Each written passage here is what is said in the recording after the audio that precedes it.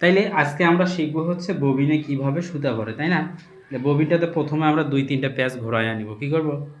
এই সুতাটার, হ্যাঁ, 3-4টে প্যাচ ঘোরাইয়া দিব যেন আমাদের সুতাটা কি না যায়, খুলে না যায়। তারপর তারপর একটা ছোট্ট একটা স্ক্রু ড্রাইভার নিব। আমরা কিন্তু অনেকেই ববিন কেজে সুতা ভরতে পারি না, অনেক কষ্টসাধ্য হয়ে যায়। তো আজকে আমরা সেটা শিখবো, তাই না? ববিন কেজটার মধ্যে 3-4টে প্যাচ ঘোরাইয়া নেওয়ার পরে এইটার মধ্যে এই যে ছোট্ট একটা স্ক্রু ড্রাইভার আছে, এটা আমরা দিলাম, ঠিক আছে না? দেওয়ার পরে এখন আমরা মেশিনটাকে রানিং করে নেব। কি করব? মেশিনটাকে রানিং করব, করার পরে এই বাম হাত দিয়ে এই সুতার মাথাটা ধরবো।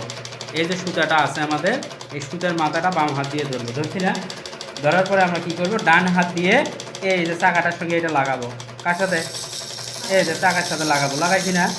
লাগানোর পরে এই যে সুতাটা উপরে কীরকম নাচতেছে, তাহলে এরকম করে সমান করে ধরে বাম হাত দিয়ে আমাদের সুতাটা সমান করে দিতে হবে। বাম হাত দিয়ে সুতাটা কী করে দেবো? সমান করে দিব।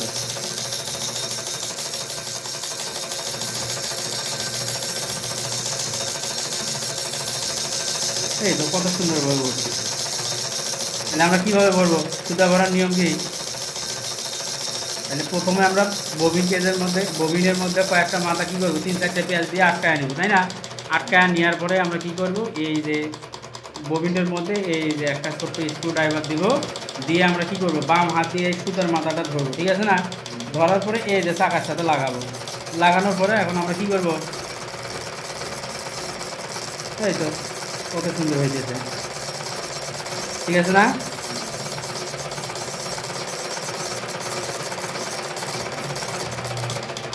তো এইভাবে আমাদেরকে কী করতে হবে, এইভাবে আমাদেরকে কী করতে হবে, ববিন ভরতে হবে, ঠিক আছে না?